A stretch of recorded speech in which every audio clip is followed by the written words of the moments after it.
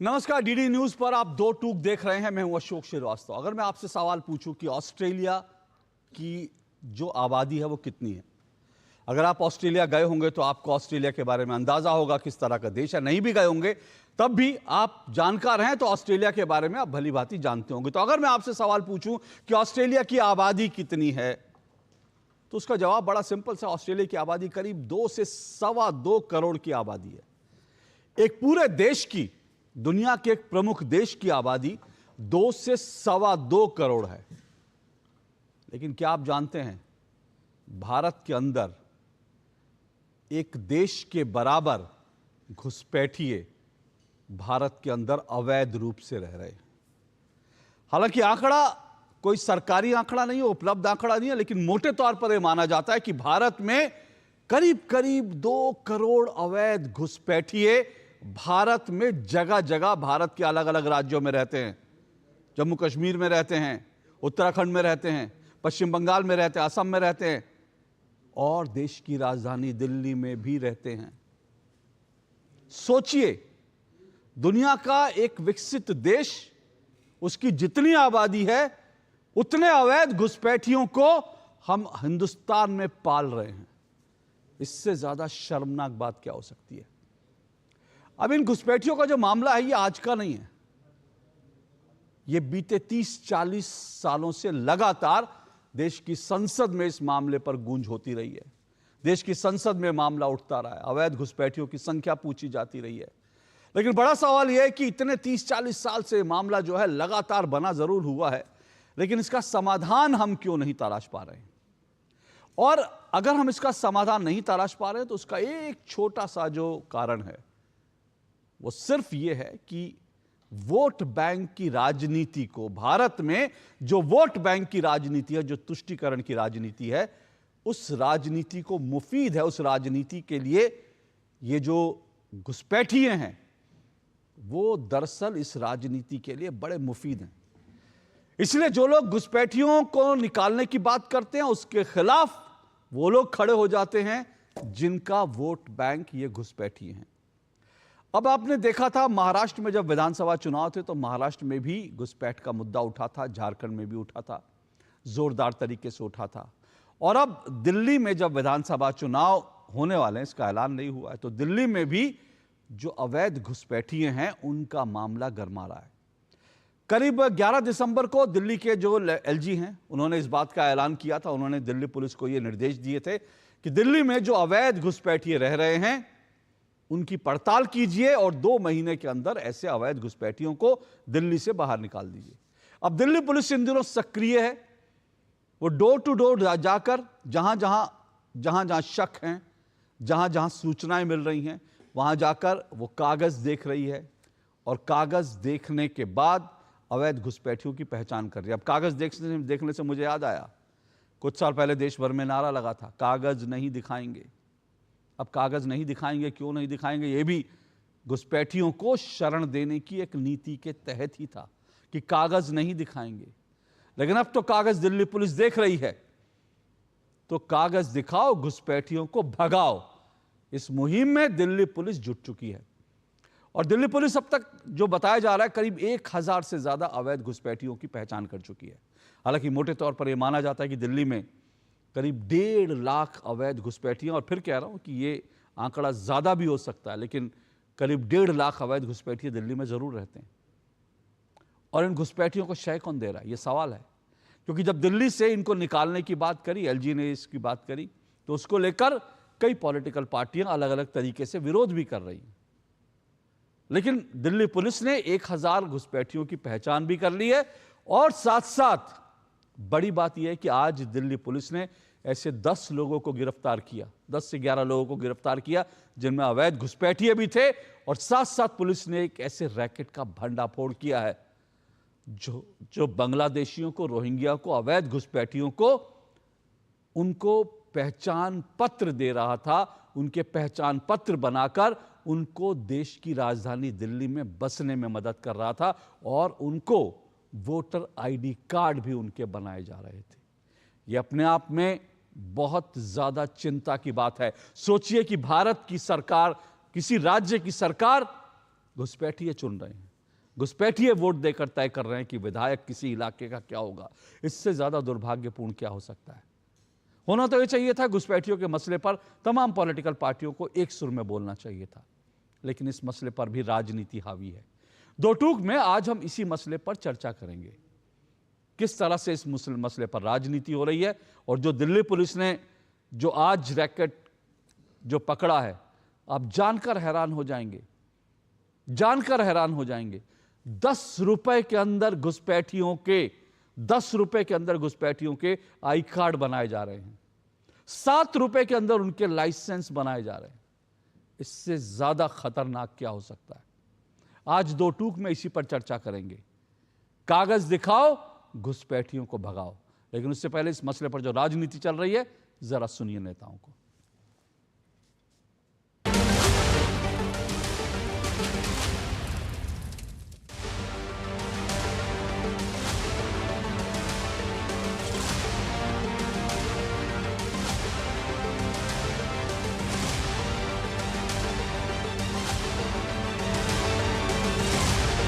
Delhi police एक दिन में 175 इलीगल इमिग्रेंट्स को दिल्ली से भगाती है, खदेड़ती है।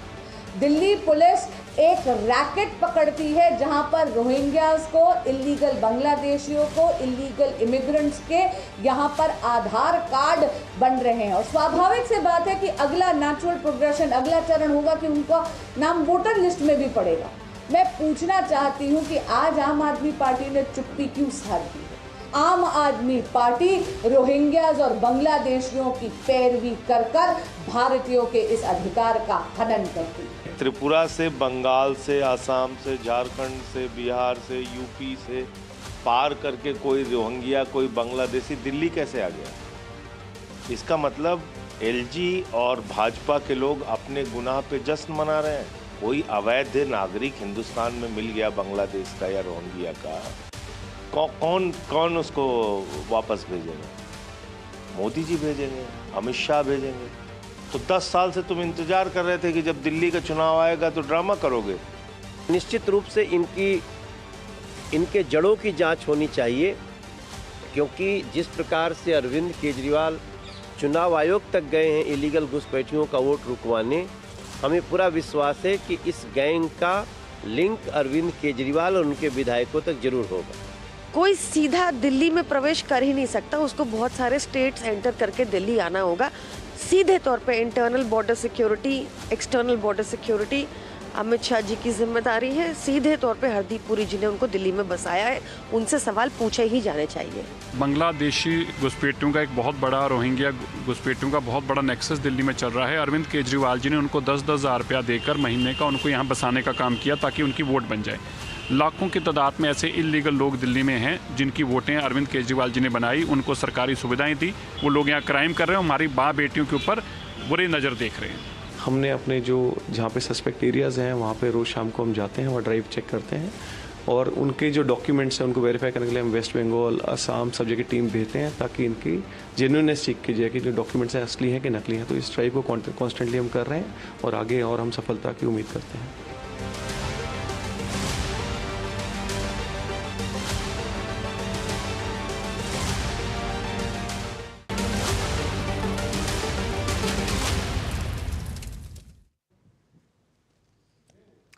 तो सुना आपने, इस पूरे मसले पर दोनों तरफ से लगातार बयानबाजी की जा रही है। लेकिन सवाल यह, मैं फिर कह रहा हूं कि अच्छा तो होता कि इस मसले पर सभी पॉलिटिकल पार्टी एक आवाज में बोलती और कहती कि हाँ, घुसपैठियों को भगाओ, कागज देखो, घुसपैठियों को भगाओ। लेकिन ऐसा हो नहीं रहा। घुसपैठियों के मसले पर भी इस देश में राजनीति हो रही है और शायद यही राजनीति है कि आज ऑस्ट्रेलिया जैसे देश की आबादी के बराबर भारत में घुसपैठिए जो हैं वो आराम से रह रहे हैं। इन सब पर आज दो टूक करेंगे। मेरे साथ आज इस डिबेट में 5 मेहमान जो हैं वो इस डिबेट में जुड़ चुके हैं। आइए परिचय करवा दूं। मेरे साथ आरपी सिंह जी जुड़े हैं स्टूडियो में। आरपी सिंह जी बीजेपी के राष्ट्रीय प्रवक्ता। आरपी सिंह जी को दिखाइए। आरपी सिंह जी मेरे साथ जुड़ चुके हैं स्टूडियो में। आरपी सिंह जी बीजेपी के राष्ट्रीय प्रवक्ता। इसके अलावा मेरे साथ स्टूडियो में सैयद जवाद जुड़े हुए हैं, राजनीतिक विश्लेषक और कांग्रेस पार्टी के समर्थक हैं सैयद जवाद। परविंदर सिंह सेठी मेरे साथ जुड़े हुए हैं, आम आदमी पार्टी के समर्थक हैं परविंदर सिंह सेठी जी। सेठी जी को दिखाइए स्क्रीन पर। जी हाँ, परविंदर सिंह सेठी जी जुड़े हैं। इसके अलावा मेरे साथ प्रवास कुमार मिश्रा, पीके मिश्रा जी जुड़े हैं, एडीजी रह चुके हैं बॉर्डर सिक्योरिटी फोर्स बीएसएफ के। बहुत बहुत शुक्रिया आपका सर। और मेरे साथ रमनीश वत्स जुड़े हैं, राजनीतिक विश्लेषक हैं। रमनीश जी को भी दिखाइए जी। तो 5 मेहमान मेरे साथ स्टूडियो में जुड़ चुके हैं। आप सभी का शुक्रिया, स्वागत। शुरुआत मैं इस डिबेट की परविंदर सिंह सेठी जी आपसे करता हूं, क्योंकि बीजेपी साफ तौर पर आरोप लगा रही है, कह रही है कि भाई हम तो निकाल रहे हैं घुसपैठियों को, और आज ही भंडाफोड़ हुआ है, 10 पकड़े गए हैं, पूरे रैकेट का पूरा सिंडिकेट चल रहा था। वो कह रहे हैं कि आप लोग को इसमें परेशानी क्यों हो रही है? अगर बांग्लादेशियों के नाम वोटर लिस्ट से काटे जा रहे हैं, अगर बांग्लादेशियों को चिन्हित किया जा रहा है, उनको डिपोर्ट करने की बात चल रही है, तो आप उनको क्यों चाहते हैं कि उनके नाम वोटर लिस्ट में रहे? क्यों चाहते हैं कि वो दिल्ली में जो है आम नागरिक के जो है अधिकारों पर हमला करते रहें? देखिए, जिस तरह के आंकड़े आप बता रहे हैं, ये वाकई चिंता का विषय है। अगर कोई इस तरह की घुसपैठ है, ये आज तो आए नहीं है, ये तो कई सालों से इसके यहाँ पे हैं। इसके अगर देश के अंदर घुसपैठ होती है तो वो जिम्मेवारी किसकी है? वो सत्ता पक्ष की है, होम मिनिस्ट्री की है, इंटेलिजेंस की है कि यहाँ पे घुसपैठ क्यों हुई, और घुसपैठ को निकालने की जिम्मेवारी किसकी है? भारत सरकार की है, होम मिनिस्ट्री की है। भारत सरकार इनके पास 10 साल से है, और ये इनके लिए बड़ा चिंता का विषय है कि ये देश को संभाल नहीं पा रहे, और चुनाव के अंदर ये चुनावी मुद्दा बनाने की कोशिश करी जा रही है। अगर कोई देश के लिए, चाहे मैं समझता हूं पाकिस्तान की घुसपैठ हो, चाहे बांग्लादेश की घुसपैठ हो, चाहे किसी भी तरह की घुसपैठ हो, वो देश के लिए बहुत बड़ी चिंता का विषय है। इसके लिए देश को बड़ी संजीदगी के साथ और राजनीति से ऊपर उठकर इसके लिए सख्त से सख्त कदम उठाए जाने। सेठी जी आपने बहुत बढ़िया बात की, और जो आप कह रहे हैं ना, मैं वो सवाल आरपी सिंह जी से पूछा ही जाना चाहिए, और बिल्कुल पूछूंगा। 10 साल आपने क्या किया और ये कैसे आए, इन सब पे मैं चर्चा करूंगा। लेकिन आप कह रहे हैं इस पर राजनीति नहीं होनी चाहिए, इस पर संजीदगी से बात होनी चाहिए। तो वही तो मेरा सवाल है, आम आदमी पार्टी के नेता, चाहे वो अरविंद केजरीवाल हो, संजय सिंह हो, वो संजीदगी से इस मसले पर बात क्यों नहीं कर रहे? वो राजनीति क्यों कर रहे? बड़ी इंपॉर्टेंट बात। देखिए, आप इतने बड़े पत्रकार हैं, आप इस बात को समझिए। बांग्लादेश के जो रोहिंग्या घुसपैठिए हैं उसके ऊपर हम चर्चा कर रहे हैं। वो बांग्लादेश से, यूपी से, असम से, बिहार से दिल्ली आ जाते हैं। दिल्ली के अंदर ये एक यूनियन टेरिटरी है, इसके अंदर जो पूरी तरह से पावर जो है दिल्ली सरकार के पास नहीं है, ये बीजेपी के पास है, पुलिस उनके पास है, सेठी जी फिर आपको इंटेलिजेंस उनके पास है। फिर आपको रोक रहा हूं, सुनिए, फिर आपको रोक रहा हूं। आप क्या सवाल मेरा घुमा रहे हैं? मैं आपके जो आपने कंसर्न उठाए ना, मैं कह रहा हूं आरपी सिंह जी बगल में है, उनसे इन सब पर सवाल होगा कि भाई कैसे आ गए दिल्ली में, इंटेलिजेंस क्या करे, सारे सवाल उनसे होने चाहिए। मेरा आपसे सवाल यह है, जो वैलिड सवाल है, आपने कहा इस मसले पर राजनीति, और मैं भी आज डिबेट इसीलिए कर रहा हूं कि इस मसले पर दिल्ली में राजनीति क्यों हो रही है? इनकी जिम्मेदारी है, ये निकालें। लेकिन जब ये निकालने की बात करते हैं तो आप लोग राजनीति। मेरा सवाल, मैं फिर 2 नाम ले रहा हूं आपकी पार्टी के, अरविंद केजरीवाल और संजय सिंह। ये जब घुसपैठियों को निकालने की बात होती है तो ये लोग उस पर राजनीति क्यों कर रहे हैं? जब उनके घुसपैठियों के नाम काटने की बात होती है तो उस पर राजनीति क्यों? कोई राजनीति नहीं है। अभी आपने संजय सिंह जी का बयान सुनाया, उन्होंने यही प्रश्न करा कि ये जो बांग्लादेश के घुसपैठिए हैं अलग अलग स्थानों से दिल्ली में कैसे आ गए, इसकी जिम्मेवारी किसकी है? वो अगर देखिए, मैं समझता हूं एक मिनट सेठी जी, आप तीसरी बार घूम कर उधर, मैं फिर कह रहा हूं आरपी सिंह जी से सवाल 100%। मैं आपसे नहीं, मुझे राजनीति का मुद्दा तो बताइए ना, कौन राजनीति कर रहा है? बढ़िया, बहुत अच्छी बात है, बहुत अच्छी बात है। चलिए, अगर आपको नहीं पता, मुझे लगा आपको मालूम होगा, आप आम आदमी पार्टी के समर्थक हैं, उनको डिफेंड करते हैं, मुझे लगा आपको मालूम होगा कि आम आदमी पार्टी कैसे जो है राजनीति करती है। लेकिन आपने कहा मुझे बताइए, तो मेरा दायित्व बनता है, मेरी जिम्मेदारी है कि मैं देश को बताऊं। और 2 टूक में तो हम 2 टूक बात करते हैं, ठोक के बात करते हैं, सबूतों के साथ बात करते हैं। तो मैं आपको 2 सबूत दिखाता हूं कि कैसे इन मसलों पर आम आदमी पार्टी राजनीति कर रहा है। मैं क्यों सवाल उठा रहा हूं? मैं फिर से कह रहा हूं, 4थी 5वीं बार दोहरा रहा हूं, आरपी सिंह जी से जो सवाल पूछे जाने चाहिए वो बिल्कुल पूछे जाएंगे, ठोक के पूछे जाएंगे। लेकिन राजनीति कैसे हो रही है देखिए। अब आप बताइए कि मैं आपको 2 वीडियो क्लिप्स दिखाता हूं। पहला वीडियो क्लिप्स क्या है? अरविंद केजरीवाल जी का वीडियो क्लिप्स है। कल अरविंद केजरीवाल जी सड़कों पर गए थे। बीजेपी ये कह रही है कि हम जाएंगे और जगह जगह जो बांग्लादेशी घुसपैठियां रोहिंग्या हैं उनके वोटर लिस्ट से नाम हम कटवाएंगे। और 2 इंसिडेंट बीजेपी ने ऐसे पकड़े जहां पर एक प्लॉट के अंदर, एक खाली प्लॉट के अंदर 35 नाम थे वोटर लिस्ट के कि यहां पर 35 वोटर रहते हैं एक खाली प्लॉट के अंदर। अब एक खाली प्लॉट के अंदर 35 अगर वोटर बने हुए हैं तो आप समझ सकते हैं कि रैकेट क्या है। और इनके जब नाम कटाने की बात आती है तो अरविंद केजरीवाल कैसी राजनीति करते हैं, अब आपको दिखाता हूं। आप देखिए पहला सबूत नंबर 1 कि कैसे जब बीजेपी कहती है कि रोहिंग्याज की, बांग्लादेशियों का नाम डिलीट हम करेंगे, तो केजरीवाल कैसी राजनीति करते हैं और उनकी राजनीति का फैक्ट चेक भी हो गया। देखिए जरा सबूत नंबर 1।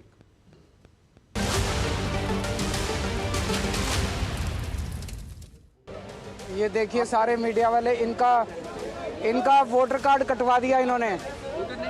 इनका नहीं है, इनके पास कार्ड है। इनके पास कार्ड है। और ये बीजेपी वाले बोलते हैं ये रोहिंग्या हैं। ये रोहिंग्या हैं। मनी इनका नाम है, इनके पिताजी चंद्रा इनका नाम है, एम रघु इनके पिताजी का नाम है। हम बनवा देंगे आपका, अभी बनवा देते हैं आपका। कभी मैंने वोट तो मेरे कटे ही नहीं है। वोट तो मैं हर बार मैं डालती आती हूँ और पता नहीं क्यों गलती से उन्होंने बोल दिया मेरे वोट कटा हुआ करके। वोट तो नहीं कटी, दोबारा बनाने की जरूरत ही नहीं है क्योंकि ना मेरा कटा ही नहीं है। उन्होंने भीड़ में थोड़ा सा बोल दिया भाई इनको वोट कट चुकी है, मेरा कटा ही नहीं है वोट। क्या इतने भीड़ में क्या पता गलतफहमी हो गया केजरीवाल साहब को। बाकी तो हमारा वोट तो मैं हर बार मैं डालती आ रही हूँ। अरविंद केजरीवाल पब्लिक के बीच जाकर परसेप्शन बना रहे हैं कि बीजेपी वाले रोहिंग्या के नाम पर पूर्वांचलियों के, दिल्ली के निवासियों के वोट काट रहे हैं। कल उन्होंने भरी सभा के अंदर, भरी सड़क पर सरासर झूठ बोला और आज उस महिला ने कहा मेरा वोट तो कभी कटा ही नहीं है, मेरा वोट लिस्ट में है। और आज बाकायदा दिल्ली चुनाव आयुक्त की तरफ से भी इसका प्रमाण पब्लिक डोमेन में डाल दिया गया कि उस महिला का नाम वोटर लिस्ट में है, जिस पर कल अरविंद केजरीवाल सड़क पर राजनीति कर रहे थे और कह रहे थे कि रोहिंग्या कहकर इनका नाम काट दिया गया। यह मैंने दिखाया सबूत नंबर 1। इसलिए मैंने कहा कि अरविंद केजरीवाल, आम आदमी पार्टी इस पर बहुत गंदी राजनीति कर रहे हैं। सबूत नंबर 1। और अब आपको दिखाता हूं सबूत नंबर 2।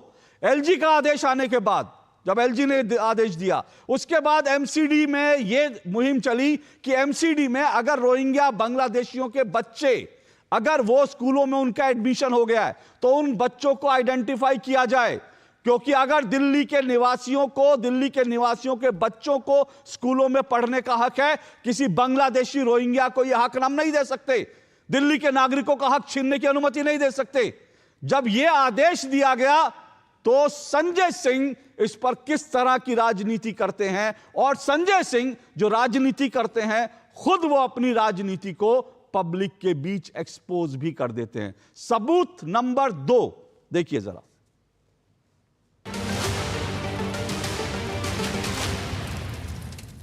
बीजेपी ने एक आदेश जारी कराया है हमारे पूर्वांचल के बच्चों को अपमानित करने के लिए, हमारे यूपी बिहार के बच्चों को अपमानित करने के लिए, यूपी बिहार पूर्वांचल के लोगों का घर उजाड़ने के लिए ये एमसीडी से आदेश पारित कराया गया। Education department to take appropriate preventive measures to identify illegal Bangladeshi migrant may also be undertaken to identify the illegal Bangladeshi migrant children in school। फिर उसके बाद नेक्स्ट लाइन है इसकी, all zones to take appropriate action to remove encroachment made by illegal Bangladeshi migrant। फिर तीसरा point है इसमें, public health department is requested to take all precautionary preventive measures while doing birth registration and issuing birth certificate and shall ensure that no illegal Bangladeshi migrants be issued birth certificate।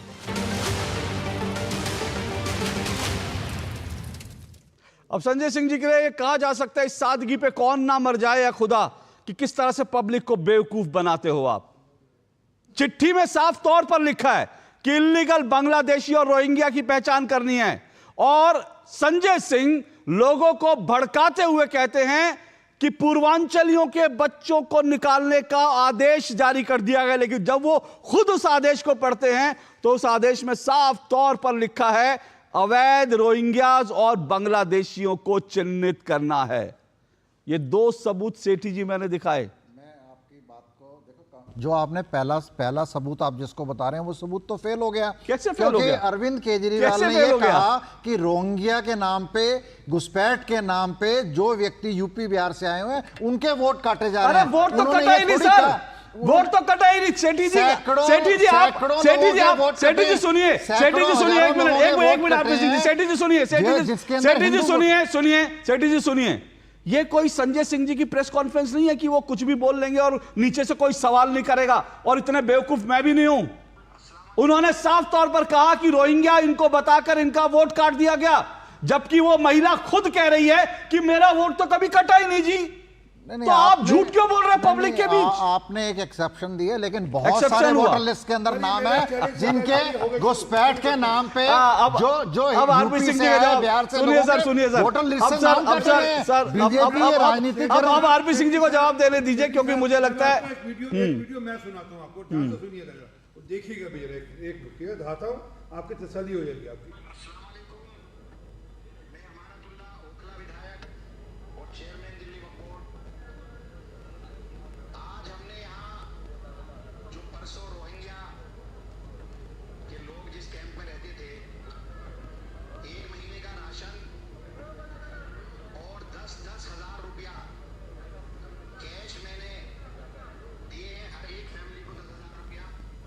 Rohingya परिवारों को 10-10 हजार रुपए और 1 महीने का ration. ये हरदीप सिंह पुरी जी ने जो ट्वीट करा कि बक्करवाला में उनको ढूंढेंगे रोहिंग्या को, एक बार ध्यान से सुनो, नहीं वो फिर ट्वीट डिलीट भी कर दिया गया। नहीं ट्वीट डिलीट कर दिया गया ना। पहले आवाज सुनो, नहीं आप धमकाने का काम मत करो, मुझे धमकाने का काम मत करो। आरपी सिंह जी, अगर कोई इलीगल घुसपैठ होती है उसके लिए प्रशासन काम करेगा, बीजेपी नहीं काम करेगी। ध्यान से पढ़ो, मैं भी कह रहा हूँ, दिल्ली के अंदर ऑक्सीजन रजिस्टर्ड 1000 रेंजर्स हैं जो कि यहाँ पर रजिस्टर्ड है, उनको शेल्टर दी जाएगी, उनकी चिंता की जा सकती है। परंतु जो इलीगल घुसपैठी हैं, जो हाँ मैं वही बता रहा हूँ, रोहिंग्या में और घुसपैठिए में फर्क है। घुसपैठिए में फर्क है। घुसपैठिए सेठी जी एक मिनट, उनकी बात पूरी हो जाए फिर आप रिस्पॉन्ड कीजिए प्लीज। पुरी जी का वो परिजनों का जो शरणार्थी है उनकी यहाँ पर चिंता करनी, और हमारा देश शरणार्थियों की चिंता करता है, और ऐसे 1000 लोग हैं, हम मान रहे हैं, परंतु उसके तो वो डिलीट क्यों कर दिया? एक मिनट बात पूरी फिर आप रिस्पॉन्ड कीजिए। सेठी जी एक मिनट बात पूरी हो जाए फिर आप रिस्पॉन्ड कीजिए। सच चुपता है, हमें नहीं चुपता, हम तो सच के लिए बैठे हैं। हमें राजनीतिक कोई फायदा नहीं चाहिए ना, हमें राजनीतिक पार्टी को मुसलमानों के वोट चाहिए, उसके चलते वो रोहिंग्या को वोट, रोहिंग्या के वोट बनवाती है, रोहिंग्या को पैसे देती है। प्रशासन का काम है, कह रहा हूं मैं, प्रशासन का काम है।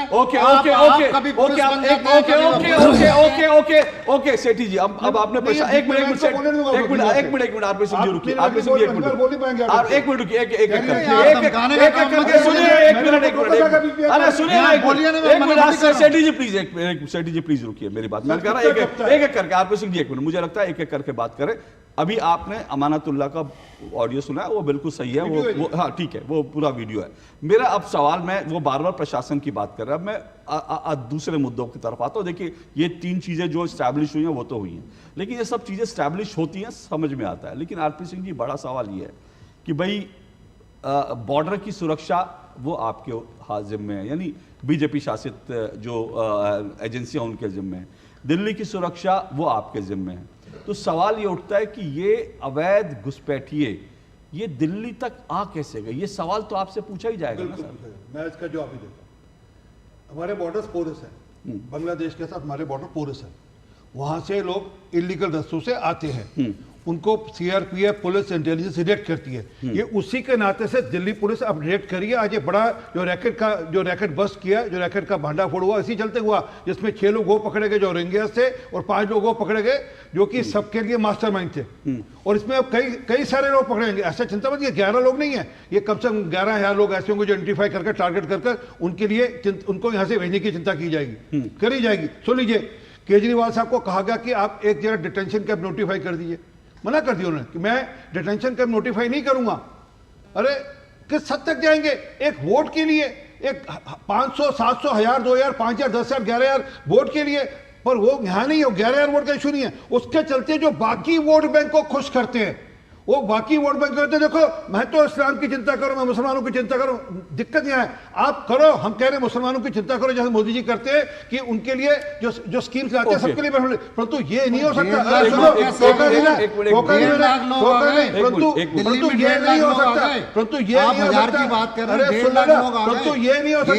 कि आप उनको वोट बैंक की तरह इस्तेमाल करें। एक मिनट एक सवाल आरपी सिंह जी और फिर मैं उसके बाद आगे बढ़ूंगा। आरपी सिंह जी एक सवाल और इंपॉर्टेंट है, सवाल ये है कि क्या ये जो घुसपैठ का मुद्दा है इसको आप लोग जब चुनाव होता है तभी क्यों उठाते हैं? ये सवाल बार बार लोग पूछते हैं, लोग कहते हैं कि भाई चुनाव के आ गया तब ये मामला आया, ये इतने समय से है यहाँ पे, तो चुनाव के इतर आप लोगों का तो वादा है ना घुसपैठियों को निकालने का, तो चुनाव के समय ही क्यों याद आती है? चुनाव के आगे पीछे भी इनको निकालने की चुनाव के समय याद नहीं आता, लगातार निरंतर काम होता है, टारगेट किए जाते हैं, आइडेंटिफाई किए जाते हैं, इंटेलिजेंस रिपोर्ट पे काम होता है, और वो जब पकड़ में आते हैं, अब एक रैकेट पकड़ा गया, अब ये रैकेट जो चल रहा है तो समय आने पर अब पुलिस उससे पीछे लगी पकड़ा जाएगा। परंतु मैं दूसरी बात कहता हूं, जब ये सीए के विरोध में खड़े होते हैं जिसमें सेठी साहब भी खड़े थे, इनको नहीं सरारों को कोई कभी नहीं खड़ा हुआ।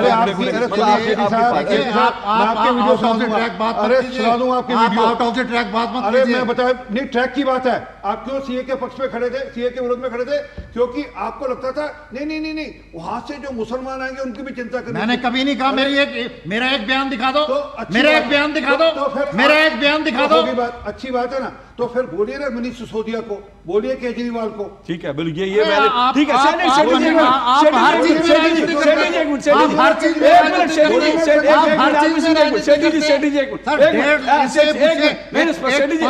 सेठी जी मेरी बात सुनिए, वो आपने नहीं दिया होगा, बहुत अच्छी बात है, लेकिन ये बात तो ऑन रिकॉर्ड है ना कि आम आदमी पार्टी जिसके आप सपोर्टर हैं, जिसके लिए आप बैटिंग करते हैं, उस आम आदमी पार्टी ने सीए का, अरविंद केजरीवाल ने, मनीष सिसोदिया ने सीए का विरोध किया था, खुलकर विरोध किया था। तो ये अगर आपने नहीं कहा तो अच्छी बात है, लेकिन सवाल आरपी सिंह जी का बड़ा वैलिड है कि जब सीए की बात आती है, बाकी चीजों की बात आती है, जब तब आम आदमी पार्टी उसका विरोध करती है, तो ये चीजें ये चीजें घुसपैठ से क्या बताइए। वो वही तो सारी बात है कि हमने, मैं बता, सुनो सर जी, सुनने की क्षमता रखो, एक मिनट सुन तो लो। अच्छा एक मिनट अच्छा सेठी साहब आपने बड़ी अच्छी बात, सेठी साहब एक मिनट, बड़ी अच्छी बात की। सीए का घुसपैठ से मतलब नहीं है, सीए का क्या मुसलमानों की नागरिकता लेने से मतलब है? कोई मतलब नहीं ना, लेकिन अरविंद केजरीवाल और पूरी की पूरा ये इंडी गठबंधन, पूरी कांग्रेस पार्टी, पूरा अमानतुल्लाह खां, आपके तमाम नेता ये कह रहे थे कि अगर सीए लागू हो गया तो मुसलमानों की नागरिकता चली जाएगी। ठीक है, अरे ये अब आप इसको चैलेंज मत कीजिए। एक minute Sethi ji please, Sethi ji please, ना सेठी जी ना उसको नहीं, अरे एक मिनट रुकिए, मुझे आगे भी जाना है। मैं बोलने कि आप जो चीज मैं कह रहा हूं वो है, आप उसको डिनाई नहीं कर सकते। अभी आप कहेंगे अभी मैंने फैक्ट चेक अरविंद केजरीवाल का कर दिया, 2 मिनट में आपका फैक्ट चेक हो जाएगा।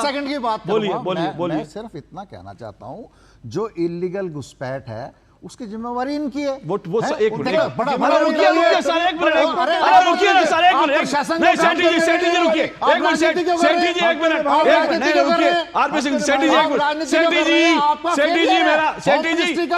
सेठी जी मैं आपको करबद्ध निवेदन कर रहा हूं। अब इस बात को बार 5 बार उठा चुके हैं, मैं इनसे सवाल भी पूछा, मुझे इस पर मुझे आगे बढ़ने दीजिए क्योंकि इस चीज को मुझे तह तक जाना है। ठीक है ना, आप बार एक बात को 5 बार कहेंगे, 5 बार इसका जवाब देंगे, उससे मुझे आगे बढ़ना है। बाकी गेस्ट भी हैं, कैसे इलीगल आ जाते हैं उसके लिए मेरे पास पीके मिश्रा जी, बस हो गया, कोई जवाब नहीं, हो गया। आपके पास भी इस बात का कोई जवाब नहीं है कि सीए का विरोध क्यों किया था, झूठ क्यों बोला था, आपके पास इस बात का जवाब नहीं है कि अवैध घुसपैठियों के नाम पर पूर्वांचलियों को क्यों भड़का रहे हो। ओके सेठी जी हो गया, मैंने आपको विनम्र निवेदन किया था, अगली बार मैं वार्निंग दूंगा, और आपको मालूम है जब मैं 2-2 में वार्निंग देता हूं तो बहुत खतरनाक वार्निंग देता हूं। फिर मैं किसी की नहीं मैं वार्निंग दे रहा हूं, मेरी वार्निंग, अब मुझे अगला मैं वार्निंग दे रहा हूं आपको, प्लीज। मैं आपको करबद्ध निवेदन कर चुका हूं और उसके बाद मैं वार्निंग दूंगा और उसके बाद मैं स्टूडियो से बाहर निकाल दूंगा, प्लीज। नहीं, आप इस तरह का शब्द, मैं बिल्कुल इस तरह का शब्द इस्तेमाल करूंगा। अगर आप मुझे मेरी डिबेट नहीं करने देंगे, अगर आप मुझे मेरी डिबेट नहीं करने देंगे,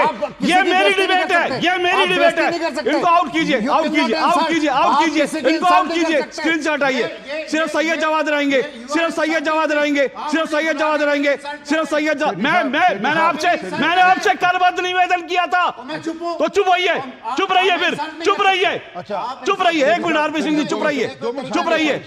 नहीं चुप रहिए। जब मैंने आपसे करबद्ध निवेदन कर रहा हूं, एक मिनट आरपी सिंह जी, एक मिनट नहीं, मैं बड़ा प्यार से बोला था सेठी जी से, मैं बड़ा प्यार से बोला कि सेठी जी अब मुझे आगे बढ़ने दीजिए। उसके बाद भी अगर आप मेरी डिबेट को वो करेंगे तो मुझे इससे कोई फर्क नहीं पड़ता, आप कहीं के राजा महाराजा हो, कहीं के बड़े नेता हो, मेरी डिबेट को अगर आप डिरेल करेंगे तो मैं फिर कुछ भी किसी भी हद तक जा सकता हूं, क्योंकि मेरे डिबेट में और भी मेहमान हैं, वो भी अपना टाइम लेकर बैठे हैं। अकेले सेठी जी का टाइम ही इंपॉर्टेंट नहीं है, रमनीश वत्स बैठे हैं, सैयद जवाद बैठे हैं, पीके मिश्रा जी बैठे हैं।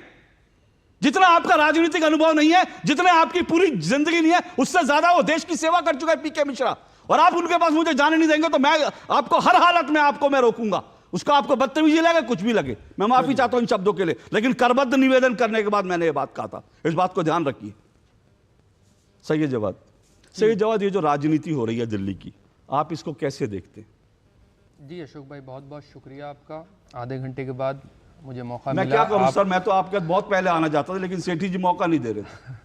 आपको और आपके सभी दर्शकों को मेरा जय हिंद, जय संविधान। देखिए क्या है, ये चुनाव जैसी आता है पता नहीं ये घुसपैठिए आ कहाँ जाते हैं। ये चुनाव का इंतज़ार करते हैं कि चुनाव होने वाले हैं, चलो भाई अब दिल्ली की तरफ चलते हैं। फिर चुनाव जो है चला जाएगा महाराष्ट्र के अंदर, तो वो महाराष्ट्र के अंदर घुसपैठिए चले जाते हैं। फिर उसके बाद मुद्दा भारतीय जनता पार्टी के लिए नहीं रहता। और अभी झारखंड के अंदर आपको याद होगा, फिर घुसपैठिए और सदन के अंदर भाई साहब उठा दिया तो मुद्दा कि ये जो परगना का इलाका है और तमाम जगह के चीज़ें हैं, यहाँ से जो हैं घुसपैठिए बड़े आ रहे हैं साहब। लेकिन बहुत बुरी करारी हार मिली। लेकिन अब आता हूँ, भारतीय जनता पार्टी के जो सवाल उठाए हुए हैं, जैसे बंगाल से आपने देखा होगा, बड़े इनके नेता प्रदेश अध्यक्ष, उन्होंने कहा लगभग 2.5 करोड़ के आसपास घुसपैठिए हैं, जिसमें से 1 करोड़ तो जो है वो बंगाल के अंदर रहते हैं, बाकी कहीं और हैं। फिर जब ये सवाल सदन के अंदर लगाया गया और पूछा गया, नित्यानंद राय 2020 के अंदर जो थे गृह राज्य मंत्री थे, तो उनसे ये सवाल जब पूछा गया, खुद भारतीय जनता पार्टी के नेता लगाए तो कितने हैं, तो उन्होंने कहा पता नहीं, लगभग 1,10,000 के आसपास जो हैं वो घुसपैठिए हैं। ये सवाल सदन के अंदर भारतीय जनता पार्टी नित्यानंद राय गृह राज्य मंत्री दे रहे हैं। मतलब झूठ कौन बोल रहा है, या तो सरकार झूठ बोल रही थी या भारतीय जनता पार्टी के नेता झूठ बोल रहे थे। ये तो डिसाइड सरकार और भारतीय जनता पार्टी ही कर ले, मैं नहीं कर सकता। अब UNHRC की रिपोर्ट है, कितने लगभग 40,000 के आसपास का एक आंकड़ा आता है। 21,000 के आसपास बताए जाते हैं कि दिल्ली के अंदर हैं। और वो कौन है, वो शरणार्थी हैं, घुसपैठिए हैं।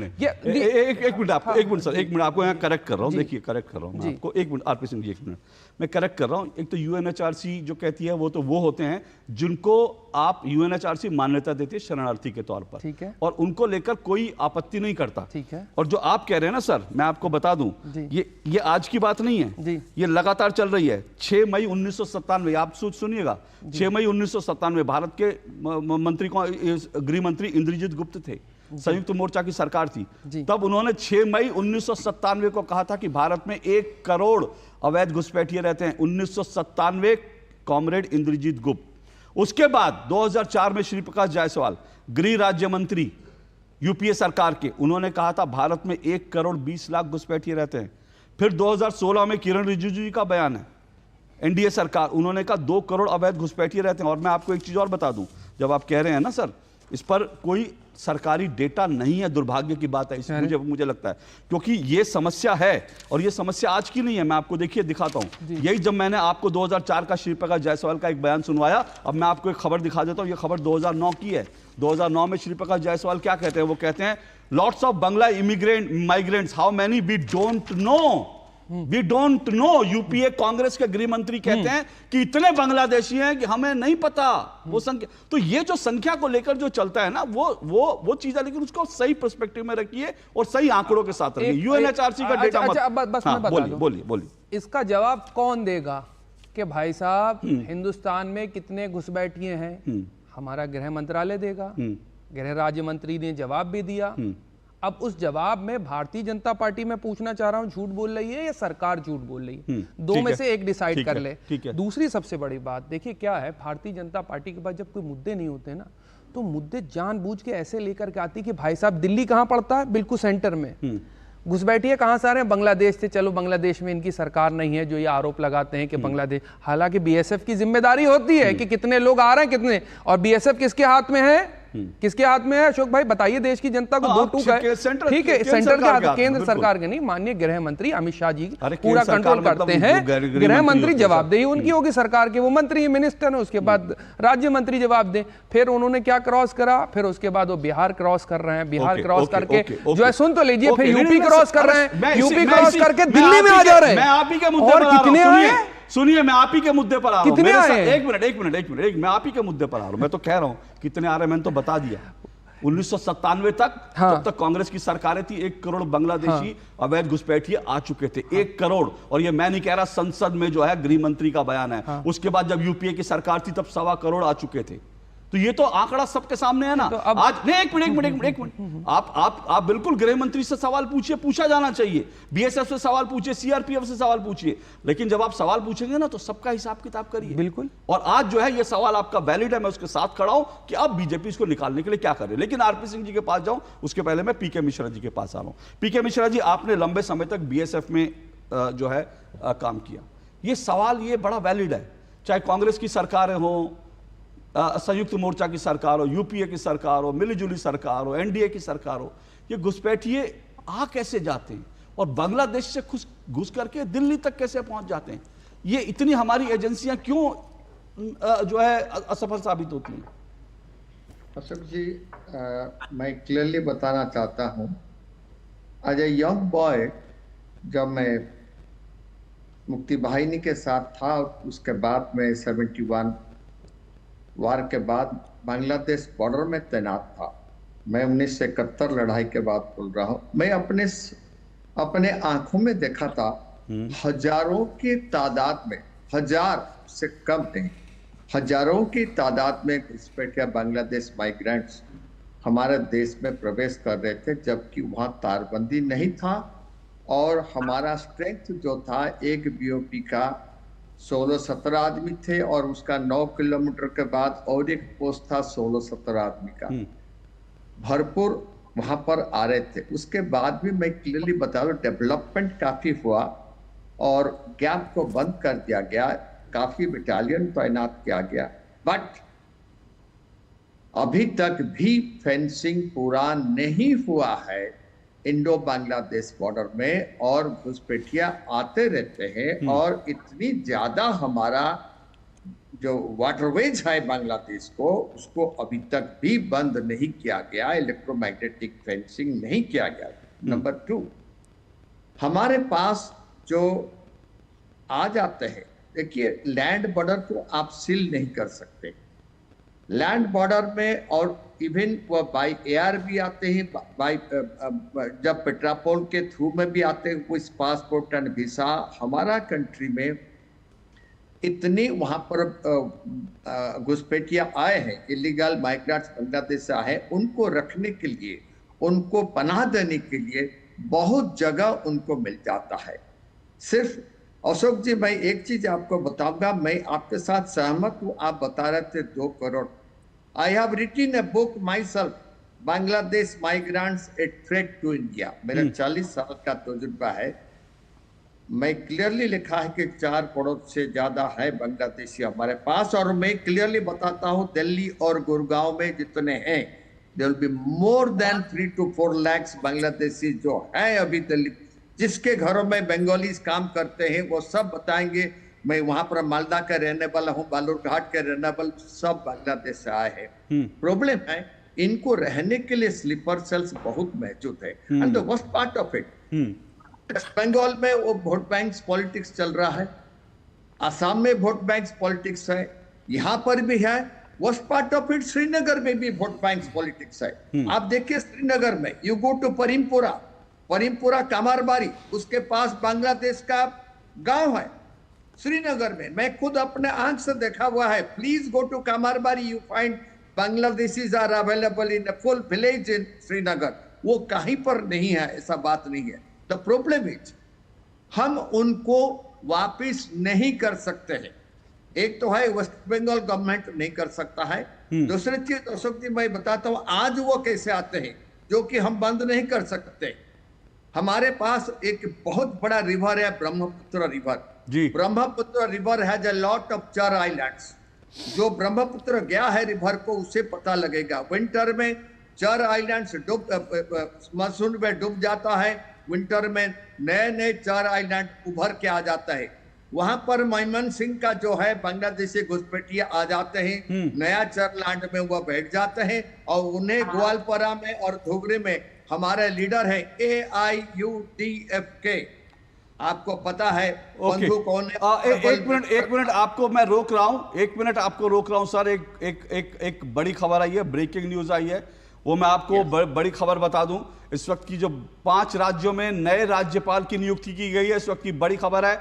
बिहार, केरल, मणिपुर, मिजोरम और ओडिशा में आरिफ मोहम्मद खान को बिहार का राज्यपाल नियुक्त किया गया है। आरिफ मोहम्मद खान अब तक केरल के राज्यपाल थे। डॉक्टर राजेंद्र विश्वनाथ अर्लेकर होंगे केरल के नए राज्यपाल। ये भी इस वक्त की जो है 5 राज्यपालों की नियुक्ति हुई। अजय कुमार भल्ला को मणिपुर का राज्यपाल बनाया गया है, अजय कुमार भल्ला को मणिपुर का। और VK सिंह जो पूर्व केंद्रीय मंत्री हैं, उनको मिजोरम का नया राज्यपाल बनाया गया है। VK सिंह को, पूर्व सेना अध्यक्ष। बिहार, केरल, मणिपुर, मिजोरम और ओडिशा में नए राज्यपाल की नियुक्ति हुई है। और जो है ये भी आपको बता दें कि डॉक्टर हरिबाबू कंभमपति को ओडिशा का राज्यपाल नियुक्त किया गया है। और जो रघुवर दास हैं, उन्होंने राज्यपाल के पद से इस्तीफा दे दिया। ये इस वक्त की बड़ी खबर है और हमने आपको बताई ये बड़ी खबर जो इस वक्त की है। तो इस बड़ी खबर के साथ एक छोटा सा ब्रेक ले रहा हूं मैं, और ब्रेक के बाद ये चर्चा, डिस्कशन जारी रहेगा और मैं आगे बढ़ूंगा। और इस पर ज़रूर चर्चा होनी चाहिए कि भाई ये जो आ गए हैं इनको निकालेगा कौन और कैसे निकालेगा। और सवाल फिर वही है कि इसमें मुझे लगता है अगर केंद्र सरकार कहती है कि हम 1000 को निकालेंगे, तो बाकी पार्टियों को कहना चाहिए 1000 को क्यों निकालोगे, पूरे 1.5 करोड़ को निकालो। लेकिन दिक्कत क्या है, 1000 को निकालने के नाम पर भी राजनीति होने लगती है। आऊंगा इस छोटे से ब्रेक के बाद। आपके घर के खाने में रेस्टोरेंट जैसा स्वाद ले आए MDH का शाही पनीर मसाला। पनीर को क्या मस्त बना डाला।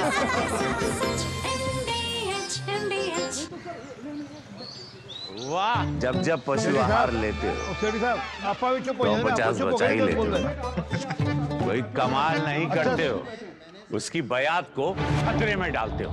यही करते हो तभी कहते हैं दिल से खिला, सिर्फ कपिला, देश का नंबर 1 पशु आहार।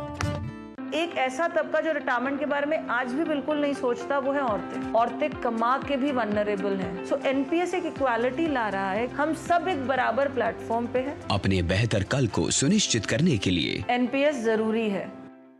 जब धरती चीर कर निकलता है लोहे का पत्थर और मिलता है मोंगिया के जोश से, फिर तपता है, पिघलता है और बनता है फौलाद।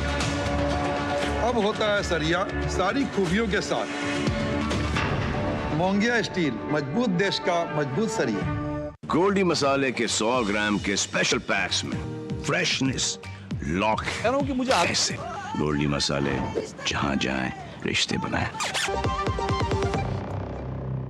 दो टूक आप देख रहे हैं और दो टूक में आज हम चर्चा कर रहे हैं कि कागज दिखाओ और बांग्लादेशियों घुसपैठियों को भगाओ, रोहिंग्या को भगाओ। दिल्ली में जो मुहिम शुरू हुई है उसको लेकर जो राजनीति हो रही है उसी पर हम चर्चा कर रहे हैं।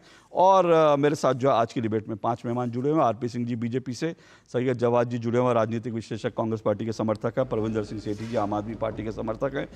PK मिश्रा जी ADG रह चुके हैं, BSF के जो हैं। और रमनीश वत्स मेरे साथ जुड़े हैं, राजनीतिक विश्लेषक हैं। मैं आगे बढ़ूंगा, मैं मिश्रा जी आपके पास आऊँगा। मुझे ब्रेकिंग न्यूज़ पे जाना पड़ा, लेकिन इनको निकालना कैसे है मैं इस पर आपका जरूर एक टेक लूंगा। लेकिन उससे पहले RP सिंह जी, घूम फिर कर बात देखिए, सब जगह यही आ रही है कि घुस आए घुस आए घुस आए। लेकिन सर निकालेंगे तो आप 10 साल हो गए सर, 10 साल हो गए, बिल्कुल कब निकालेंगे? नहीं नहीं, बिल्कुल वो प्रोसेस जारी है। हम तो अभी आज 6 पकड़े गए तो हल्ला है, तो कह रहे कि नहीं नहीं नहीं नहीं। फिर दूसरी बात, ये केंद्र सरकार की जिम्मेवारी, परंतु राज्य सरकार को उसमें कॉपरेट करना पड़ेगा। राज्य सरकारों में खास कर नेताओं को कॉपरेट करना पड़ेगा, जिसमें वे इनको वोट बैंक की तरह मत इस्तेमाल करें। उनके बच्चों को पब्लिक स्कूल में भेज देते हैं। अब वो जब जांच होनी शुरू होती है कहते नहीं नहीं आप तो शरारत करें। MCD स्कूल्स में जांच शुरू हुई कि कौन कौन सी MCD स्कूल में रोहिंग्यास के बच्चे हैं, वो जरा जांच हो जाए ताकि उनके माँ बाप तक पहुंचा सके, उसमें हल्ला। तो मेरा जो आपने शुरू में कहा, इसमें राजनीति से ऊपर उठकर सब पार्टियों को एक साथ, क्योंकि ये रोहिंग्या घुसपैठियों का इशू नहीं है, ये कई सारे टेररिस्ट फ्रंट के साथ जुड़े हुए हैं, ये कई सारे आतंकवादी संगठनों के साथ जुड़े हुए हैं। और दिक्कत ये है कि ये आतंकवादी संगठनों के द्वारा इस्तेमाल भी किए जाते हैं। ये कई सारे स्लीपर सेल्स के साथ जुड़े हुए हैं। ओके। और ये आरपी सिंह सर, एक मिनट, 10 सेकंड में एक सवाल ले लीजिए, सप्लीमेंट्री सवाल। मैं अपनी बात आपको ठोका नहीं, आप कर लीजिए। तो क्या कि ये जो सारा मामला है उसकी ये चिंता उस कारण से है, और ये जैसे जैसे समय आएगा अब सरकार ने सख्ती से कदम लेने शुरू कर दिए हैं और रिक्वेस्ट करेंगे दिल्ली सरकार इसमें कोऑपरेट करे, इनके लिए डिटेंशन कैंप होता है, डिटेंशन कैंप बनाने के लिए जगह दे। ये मुझे ये नहीं समझ में आ रहा कि आप कोई ऐसी मतलब कोई रणनीति बनाते हैं या अमेरिका के साथ भी साझा करते हैं आप, क्योंकि अभी अमेरिका के अंदर भी ये सवाल उठ रहा था कि 1,60,000 जो है वो भारतीय अवैध तरीके से रह रहे हैं, सबको उठा उठा करके जो है वो बाहर भेज रहे थे, जा रहे थे। ये कुछ क्या मतलब जुगलबंदी समझ में नहीं आती। वो कहते हैं कि वहां से घुसपैठी है भारतीय, कनाडा के अंदर भी यही सवाल उठाया जा रहा है, कितने लोग पहुंच रहे हैं, ये कुछ समझ में नहीं आता, ये होता कैसे? बड़ी इंटरेस्टिंग बात करी। देखिए ये आरपी सिंह सर बताइए फॉर्मूला क्या है, ये आरपी सिंह सर बताइए, आप मत बताइए। मैं आपको इंटरेस्टिंग फैक्ट बता रहा हूँ, रुकिए ना RP Singh ji. RP Singh sir बताइए। मैं आपको बड़ा इंटरेस्टिंग फैक्ट बता रहा हूँ। मेरी जो कवर फायर दे देंगे बच जाएंगे। कवर फायर नहीं दे रहा, मैं एक फैक्ट रख रहा हूँ आपके सामने, मैं कवर फायर नहीं दे, मैं फैक्ट रख रहा हूँ। अच्छा, अमेरिका का आपने बड़ा अच्छा उदाहरण दिया। हाँ, ये इनकी जुगलबंदी बड़ा है। अच्छा उदाहरण दिया अमेरिका, लेकिन यही तो बात है। अमेरिका में उन्होंने भारत में के लोग जो अवैध रूप से चले गए थे उनको उन्होंने निकाल दिया। अमेरिका में किसी पॉलिटिकल पार्टी ने ये नहीं कहा कि भाई इनको क्यों निकाल दिया, किसी पॉलिटिकल पार्टी ने छाती नहीं पीटी, किसी पॉलिटिकल पार्टी ने नहीं कहा कि, लेकिन हमारे यहाँ क्या होता है, हमारे यहाँ लोग सुप्रीम कोर्ट पहुंच जाते हैं। मैं फिर बार बार याद दिलाता हूं कि 2000 अभी अब से कुछ साल पहले 8 रोहिंग्या घुसपैठियों को निकालने की बात हुई थी। प्रशांत भूषण जो छुप करके कांग्रेस पार्टी और आम आदमी पार्टी के लिए बैटिंग करते हैं, वो सुप्रीम कोर्ट पहुंच गए थे और उन्होंने कहा कि इन 8 लोगों को क्यों निकाला जा रहा है, मत निकालिए इनका। और अभी सुनिए इंडी गठबंधन का हाल क्या है। अभी पीके मिश्रा जी जम्मू कश्मीर की बात कर रहे थे, पीके मिश्रा जी कर रहे थे ना। अभी जो है उमर अब्दुल्ला का, एक मिनट, उमर अब्दुल्ला का पिछले हफ्ते का बयान है। उमर अब्दुल्ला ने क्या कहा, अरे ये तो इंसान है, अगर आ गए हैं तो हमारी जिम्मेदारी बनती है कि हम इनको सुविधाएं दें। तो अगर आप उनको सुविधाएं देंगे, 10-10 हजार रुपए महीना देंगे, उनको आप रहने के लिए मकान देंगे, मुफ्त राशन देंगे, तो आपकी छाती पे चढ़कर बैठे रहेंगे। अशोक भाई कसम से मैं आपसे कह रहा, सच्ची बात बता रहा हूं, आज अगर आप ना होते इस वक्त, ऐसे सच्चे पत्रकार नहीं होते, तो मैं तो सोचता हूं भारतीय जनता पार्टी का क्या होता। अच्छा मैं सच्ची बता रहा हूं, all credit goes to you. नहीं सर, ऐसा नहीं, मैं सच्ची बता रहा हूं। अगर आरपी सिंह सर फंसे, सुनिए ना, और अभी ये रन आउट होने वाले थे, अगर आप इनको कवर फायर ना देते तो बहुत लंबा रन आउट होता है। आरपी सिंह जी बहुत विद्वान प्रवक्ता है, वो सवाल का जवाब देना चाहते थे, लेकिन मुझे लगता है, मुझे अच्छा एक सवाल फिर और दे दूं। एक मिनट आप एक सवाल दे दे, सप्लीमेंट्री मैं एक सवाल दे दूं। अगर आप अगर कवर फायर ना दें, बहुत दिल से रिक्वेस्ट, दिल से रिक्वेस्ट होगा। मैं सुनिए, सच्चे पत्रकार हैं आप, मैं इसीलिए आपको सच्चा पत्रकार मानता हूं। मेरा काम क्या है, मेरा काम है पब्लिक डोमेन में फैक्ट्स को रखना, ठीक है। और मेरी आप शुरुआत के प्रोग्राम से देखेंगे, मैं एक ही लाइन को इस आज ले रहा हूं, और मैं ले रहा हूं कि इस मसले पर राजनीति नहीं होनी चाहिए। आपने अमेरिका का उदाहरण दिया, तो मैंने आपको बताया कि दरअसल अमेरिका में राजनीति नहीं होती, भारत यहीं पे फेल हो जाता है। आरपी सिंह जी रिस्पॉन्ड कीजिए, फिर मैं सेठी जी और रमनीश वत्स के बाद जाऊंगा। कहीं पे भी वो गलत है, वो बिना बिना डॉक्यूमेंट के, बिना प्रॉपर प्रोसीजर के आप जाएंगे और आप वहां जाकर तो शेख हसीना के साथ कौन सा प्रोसेस कर रखा है? शेख हसीना के साथ ना, सही जवाब नहीं, बिल्कुल नहीं। अच्छा चलिए, बिल्कुल नहीं। भारत की विदेश नीति को इस तरह से मजाक में मत बनाइए प्लीज। मैं बना रहा हूं? नहीं, बिल्कुल नहीं, मत बनाइए। देश का मजाक बना करके रख दिया इन लोगों ने, बिल्कुल नहीं, पूरे देश का मजाक बनाया इन लोगों ने। आप घुसपैठिया कह रहे हैं कि शेख हसीना को, आप शेख हसीना को घुसपैठिया कह रहे हैं? ये कह रहा हूं, शेख हसीना को नहीं कह रहा हूं। तो शेख हसीना से इतनी मोहब्बत है? नहीं, बिल्कुल वो भी बांग्लादेश से आई हुई है, उन्हें शरणार्थी, और जो दूसरे शरणार्थी आएंगे उनके लिए पेट में तकलीफ होने लगी। गजब बात है, मतलब चिट भी मेरी, पट भी मेरी, भैया मेरे चाचा का। सैयद जमात आपने एक्सपोज कर दिया, हाँ, कि आपने अपने को एक्सपोज कर दिया। कैसे? आपने कह दिया अब क्या करें, अब कवर फायर दे रहे हो जो घुसपैठिए हैं, उनको कवर फायर दे रहे हो शेख हसीना के नाम पर। अरे कुछ शर्म करो। वो तो सरकार मांग रही है उनकी। सुनो एक मिनट, हाँ बिल्कुल उनकी सरकार मांग रही है। बिल्कुल, एक मिनट ना जी, ये हमने तो बांग्लादेश के साथ हैं, ये हमने, मैं हिंदुस्तान के साथ, बांग्लादेश के साथ, हिंदुस्तान के साथ, मैं तो भारत के साथ, भारत के साथ रहिए ना। मैं तो भारत के साथ हूं। आप तो सीए में भी बांग्लादेश के साथ चले गए। हम बांग्लादेश के साथ नहीं, हम कानून के साथ हैं, संविधान के साथ हैं। ये जमात के साथ है। जवाब नहीं है, जवाब नहीं, टारगेट कर लीजिए। जवाब नहीं है, वापस आइए। ओके, दर्शक देख लें कि आरपी सिंह सर के पास जवाब नहीं है, इसलिए पर्सनल अटैक कर रहे हैं। हो गया रमनीश वत्स, ओके, पर्सनल अटैक कर रहे हैं, जवाब नहीं है, देश की जनता पहचान ले। ओके, हल्ला कर देंगे सदन के अंदर, सदन में भी हल्ला करेंगे, यहाँ पर भी हल्ला करेंगे। सबको हटा दीजिए, सबको हटाइए स्क्रीन से।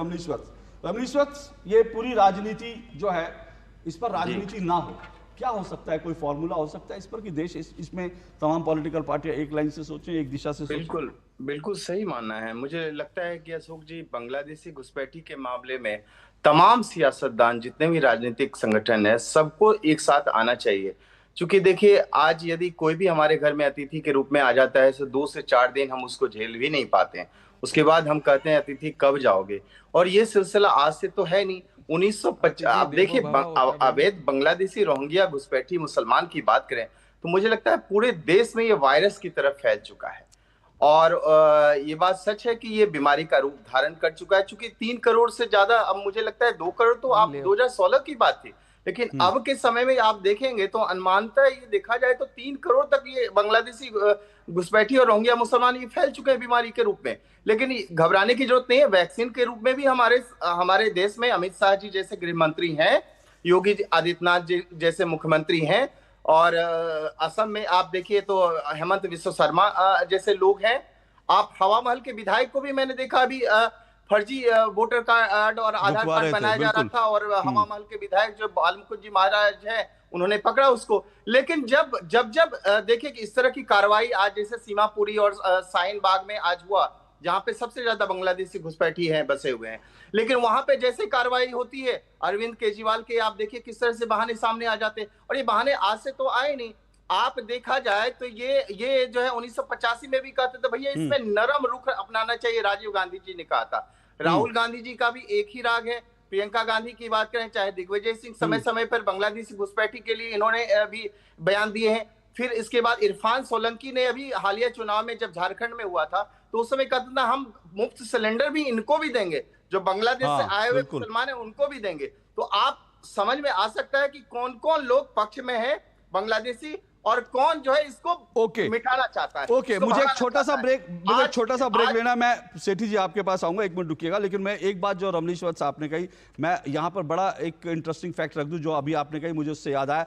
लेट 80s में जब मैंने अपनी पत्रकारिता की शुरुआत की थी, और तब मेरा पहला जो असाइनमेंट था वो सीमापुरी, दिल्ली के सीमापुरी इलाके का था। और मेरा असाइनमेंट ये था कि वहां पर सीमापुरी में बांग्लादेशी घुसपैठियों के ऊपर मुझे काम करना था। और जब सीमापुरी उस वक्त बस रहा था, अवैध घुसपैठी वहां आकर बस रहे थे, और वो एक हब बन गया था, एक टेरर का और साथ साथ जो है अपराध का अड्डा बन गया था। लेकिन उस वक्त मुझे बिल्कुल याद आया उस रिपोर्ट में जब कि राजीव गांधी जी ने कहा था कि इस मामले में नरमी बरतनी चाहिए। तो अगर आप घुसपैठियों के प्रति नरमी बरतेंगे तो फिर तो घुसपैठी वायरस की तरह फैल जाएंगे। एक छोटा सा ब्रेक, सेठी जी आ रहा हूं आपके पास छोटे से ब्रेक के बाद।